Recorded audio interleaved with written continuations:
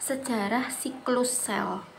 Pada tahun 2001, ketiga pionir biologi sel yakni Leland Hartwell, Paul Nurse, dan Tim Hunt mendapatkan hadiah Nobel dalam bidang psikologi of medicine.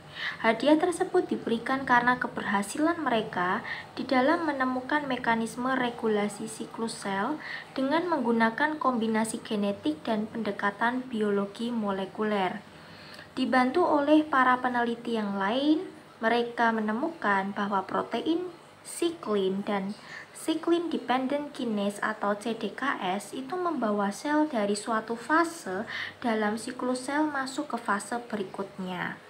Nah, sebelum tahun 1950, para ahli biologi dan patologi sel hanya mengenal dua fase dalam siklus sel yang bisa dilihat dengan mikroskop, yakni interphase dan mitosis, dengan menggunakan kacang panjang. Vicia Faba, Howard, dan Pelk pada tahun 1953 mengatakan bahwa interphase itu bisa dibagi menjadi tiga fase. Kemudian akhir tahun 1960, Hartwell mengenali adanya kekuatan genetik untuk memisahkan siklus sel. Melalui penelitiannya menggunakan sel-sel ragi, ia berhasil mengidentifikasi 100 gen-gen yang terlibat langsung dalam pengaturan siklus sel yang disebut gen CDC atau Cell Division Cycle. Nah, salah satunya adalah CDC28, yaitu suatu CDK yang mengontrol tahap pertama fase G1 siklus sel dan karena itu juga disebut start. Selain itu, Hartwell juga menemukan 3 lokasi checkpoint dari siklus sel. Sementara Paul Nurse juga melakukan percobaan yang serupa dengan Hartwell, hanya saja menggunakan jenis ragi yang berbeda. Nah, pada pertengahan tahun 1970, Nurse itu mengidentifikasi gen CDC2 yang berperanan dalam transisi fase G2 menuju M.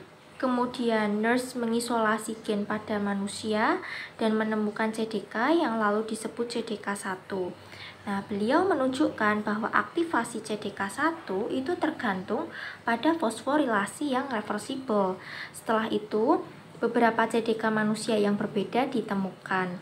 Aktivitas CDKS dibentuk melalui ikatan dengan cyclin. Cyclin pertama ditemukan oleh Tim Hunt ketika mengikuti kursus psikologi pada Marine Biological Laboratories di awal tahun 1980.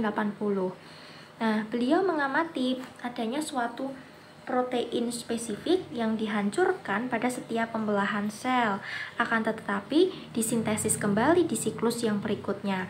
Protein tersebut kemudian dikenal sebagai cyclin. Penemuannya dikonfirmasi oleh John Roderman yang menemukan bahwa dalam embrio yang sedang membelah itu terdapat banyak cyclin yang berinteraksi dengan molekul CDK di waktu yang berbeda dari siklus sel. Siklus sel merupakan tahapan dalam suatu proses berulang dalam masa hidup sel yang diawali dengan pertumbuhan sel muda menjadi sel dewasa.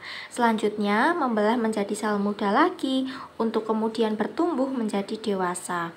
Nah, pada mikroorganisme mikroseluler, proses ini lebih ditunjukkan untuk menunjang kehidupan organisme, tidak hanya untuk kepentingan sendiri.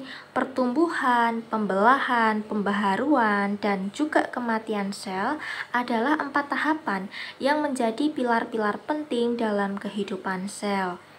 Pertumbuhan diperlukan oleh sel pada jaringan tubuh yang masih muda, mengalami regenerasi atau sekelamin pada manusia dewasa. Pada organisme multiseluler, pembelahan itu dibutuhkan oleh sel untuk memperbaharui sel-sel yang rusak atau mati, serta untuk menambah jumlah sel, sehingga bisa memperbesar ukuran jaringan tubuh organisme. Proses siklus sel itu akan berhenti, sehingga menyebabkan sel mengalami degenerasi dan pada akhirnya mati. Waktu generasi merupakan kurun waktu untuk sebuah siklus sel yang besarnya memiliki banyak variasi untuk berbagai jenis sel di dalam tubuh organisme yang berkisar yakni antara 8 jam sampai dengan 100 hari. Sel epitel dan sel punca adalah dua contoh jenis sel yang memiliki waktu generasi terpendek karena tidak melibatkan pertumbuhan, sehingga sel hanya mengalami pembelahan yakni dalam waktu 8 sampai dengan 60 menit.